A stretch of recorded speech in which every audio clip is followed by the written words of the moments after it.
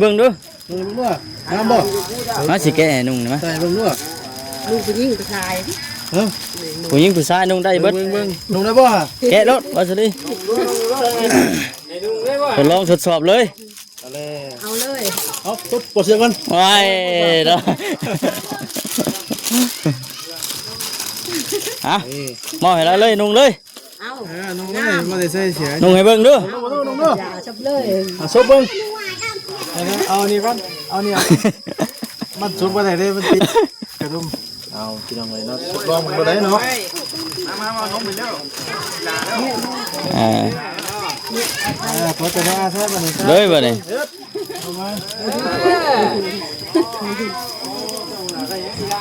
อันดี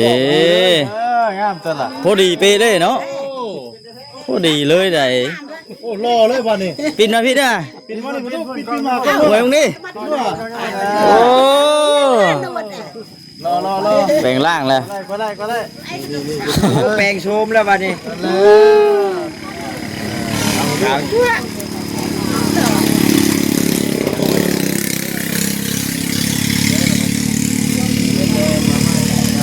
ดีตัว ว้าคือเลยเนาะ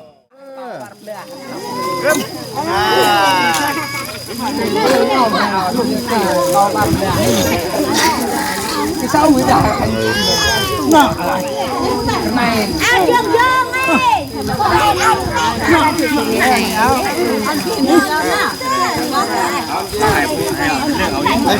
ให้คนเลือกให้เด็กน้อยเขามาเลือกคนละ2ตัวแล้วจังให้ย่างออกไปก็เลยมาพอเอาพอซอยเนี่ยเอาถอยออกไปก็มันเลี้ยงแถวแถวด้วยแกก็ไม่เลยพี่น้อง ลุ้นตื้อบัดนี้เนาะเสียงไห้เสียงห้องบัดนี้โอ้ย ได้บ้า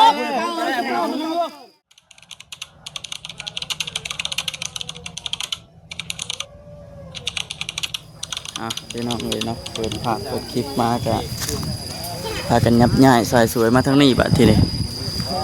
บ้านอาโฮพี่น้องเนาะบนที่ว่าเขาเคยแจกเครื่องอยู่สุดก่อนเลยแจกผ้าห่มช่วงหนาวๆนั้นก็มาแจกอยู่นี้มาบัดที่นี่พี่นี่แจกเสื้อผ้าหน้าเพทักทายสบายดีเด้อพี่น้องเด้อเนาะ เป็นมุนน้ำหายกินเนาะ เอาสบายดีบัสลี มาดีเด้อ มาดี มารยาทดีเนาะมัน ตื่นเต้นอยู่บ่ ฮะ ตื่นเต้นอยู่บ่ได้มามื้อนี้ ตื่นเต้นบ่ ตื่นเต้นอยู่บ่ก็ถามเจ้า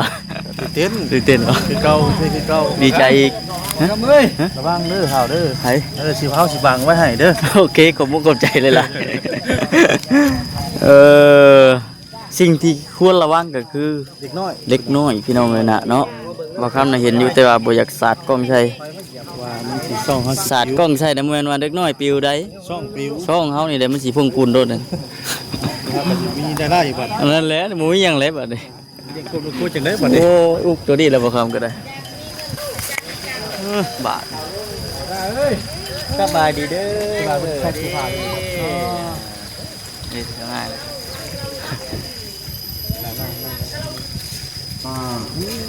มาเลยพี่น้องเอ้ยเนาะ ใหญ่เหรอ อันนี้ต้นไห้บ่ต้นหมากไห้โอ้หลายปี ปีแล้วเนาะ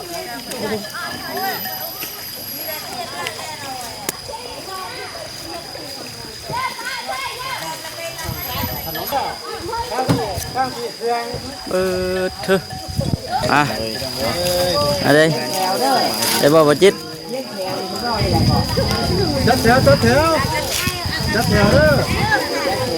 ตัวดีเล่นเลยทุกอย่าง เอกฟันจันทร์เกิดเสือขา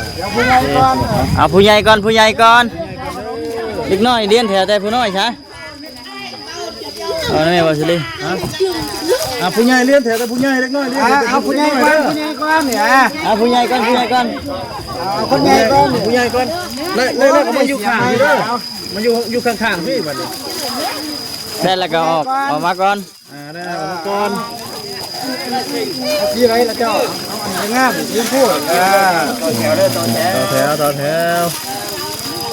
ถวมาผมมาเอาไม่เอาสีไหนสีนะสีไหนเอาสีไหนสี อ้าวมาหมวยเนาะอยู่ยังไม่สินี่มาเชื่อเอาไปเล็ดน่ะใจสิแนวเนาะเอาไป สีไหนสีแดงสิแหละบ่ดีละก็ต้อง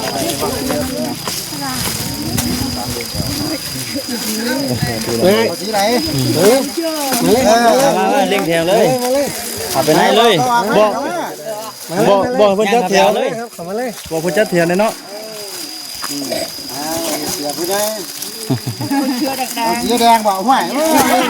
สีแดงเนาะจะถูกจะเพลงของไอแดงไว้ก่อนนะเราเล็กน้อยเอาผู้ใหญ่ก่อน ปลาเลี้ยงแถวเลี้ยงแถวเด้อ เล็กครับ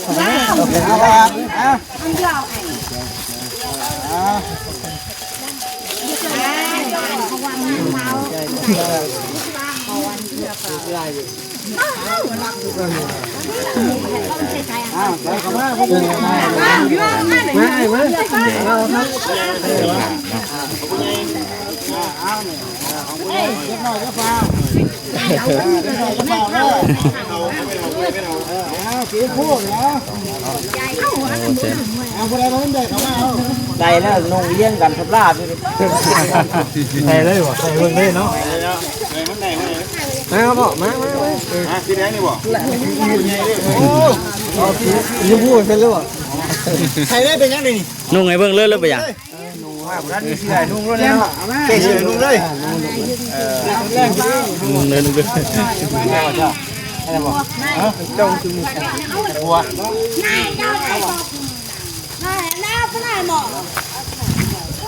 กันต้องมักจะให้เปลี่ยนกันเอาใจผมไปท่านเลยโคตรบ่อนี่แต่ไม่ได้บ่ได้ผมไปได้เอาคนนี้ดิทำประมาณรายการสลับสีกันเอาเด้อบ่แหละเต้นกันเอาเนาะพอออกเจ้าซอยข่อยในเด้อเดี๋ยวข่อยสิเอาล่างมาว่างไว้เรียบร้อยเลือกเอาแต่มันเลือกเอาผู้ละ2ตัวเดี๋ยวบ่ฮู้ว่าเขามาจังได๋ว่างไว้เบิ่งซอยได้เด้อนั่นเลยคือกระแนนรวมนั่นวางไว้ต้องอันบอกให้เอาผู้ละตู้ผู้ละ2ผู้ละ2ตู้เฉพาะเด็กน้อยเนาะตัวนี้เนาะมันบาดเลือดเก่านั่นไปใจมันบาดเลือดใจก็เลยดับใจเย็นมาอุ่นๆจ่องจะตายย้อนมันบาดเลือดฝึกบ้านนี่พี่น้องบ้านนี่เนาะไอ้ยังล่ะน้ำคุณน้ำก็ได้บ่เป็นยังไอ้น้ำกระบี่เนาะทางบ้านเก่าบาดเลือดหันดอนกระลาแม่เด้อได้เลยจัดก็ไทยขนาดยายบัดไอ้เด้อให้มันชิลาเป็นเฮียไทยไม่เฮียคนนะไม่นะเอาไปเอาไปเลือกไม่เลือกเอามาวันนี้ใช้ทุกอย่างนี่ทุ่งหมดนี่อยู่นี่ละเรียกบังเอาเนี่ยจนลืมดูมันนะพูดละ2ตัวเด้อ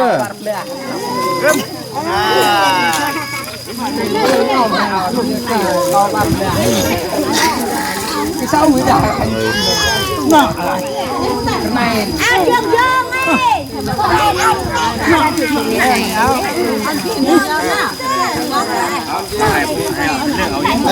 ให้คนเลือกให้เด็กน้อยเขามาเลือกคนละ2ตัวแล้วจังให้ย่างออกไปก็เลยมาฟังเอาซอยเนี่ยเอาถอยออกไปก็มันเลี้ยงแถวเด้อแกก็ไปเลยพี่น้องมึงตื้อบัดนี้เนาะเสียงไห้เสียงห้องบัดนี้โอ้ยเอาได้บ้า เลือกผู้หญิงเลือกผู้หญิงแล้วบาดนี้ หักอึ๊บอึ๊บอึ๊บ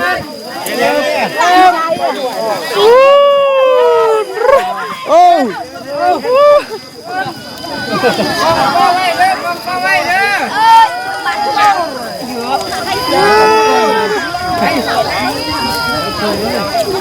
เรียบร้อยข้าวเดียว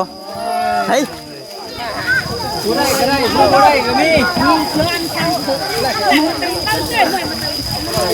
แป๊บเดียวพี่น้องเลย ใช่ เขาเฮิงแยกบาดนี้ นี่อ่านแล้วได้ยังไงน่ะ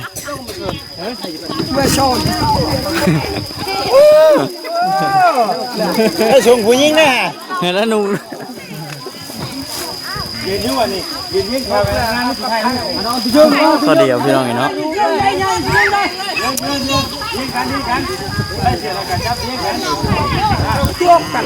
โบคืออัน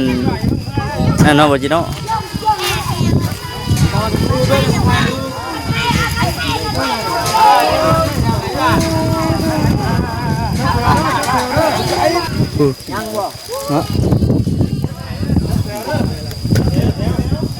กำลังลังมาอยู่ทางนั้นกับป้าเธอ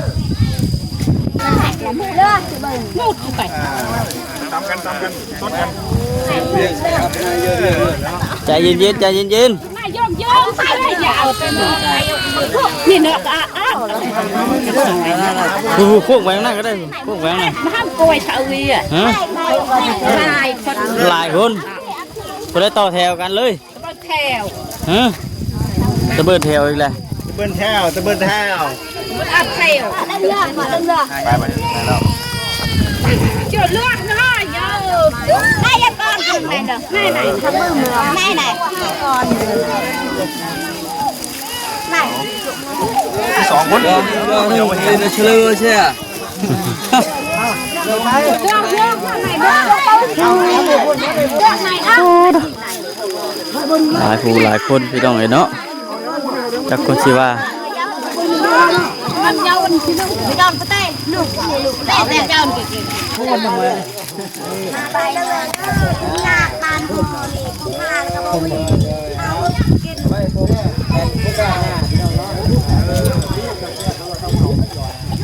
เลยเสร็จพี่น้องเอ๋ยเนาะ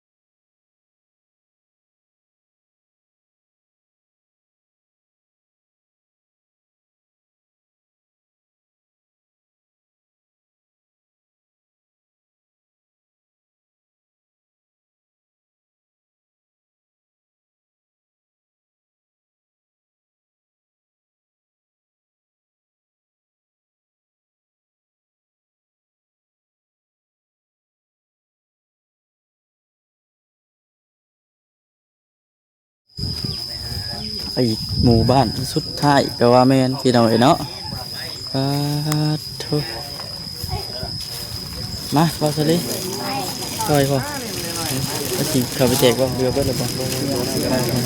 อาจารย์พอหลายคนกันได้ นุ่งเลยตุ๊ นุ่งเด้อ นุ่งให้เบิ่งดู นุ่งเด้อน้ำบ่ มาสิแกะให้นุ่งได้มั้ย ใส่เบิ่งเด้อ ลูกไปยิงไปชาย ผู้หญิงผู้ชายนุ่งได้เบิด เบิ่งนุ่งได้บ่ แกะรถว่าสลิทดลองทดสอบเลย เอาเลย เอาตุ๊ดปลดเสื้อกัน ไว้เนาะฮะมอบให้เราเลยนุ่งเลย เอา นุ่งได้บ่ได้ใส่เสื้อ นุ่งให้เบิ่งดู นุ่งเด้อ อย่าจับเลย ซบเบิ่งเอานี่ก่อนเอานี่มันสุดบ่ได้เด้มันติดกระดุมเอาพี่น้องเลยเนาะสุดลองบ่ได้เนาะ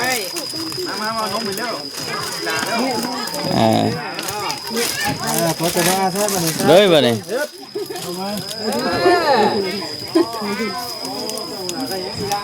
อันดี งามตัวละ พอดีเป๊ะเลยเนาะพอดีเลยได้ โอ้รอเลยบัดนี้ ปิดมาพี่เด้อ ปิดมาเลยบ่ต้องปิดมา หวยมึงดิโอ้ รอ แบ่งล่างแล้ว ก็ได้ แบ่งโชมแล้วบัดนี้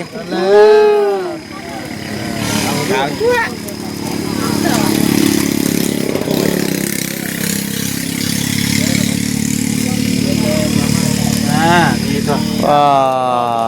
คือเลยเนาะ ครับเพิ่นได้บ่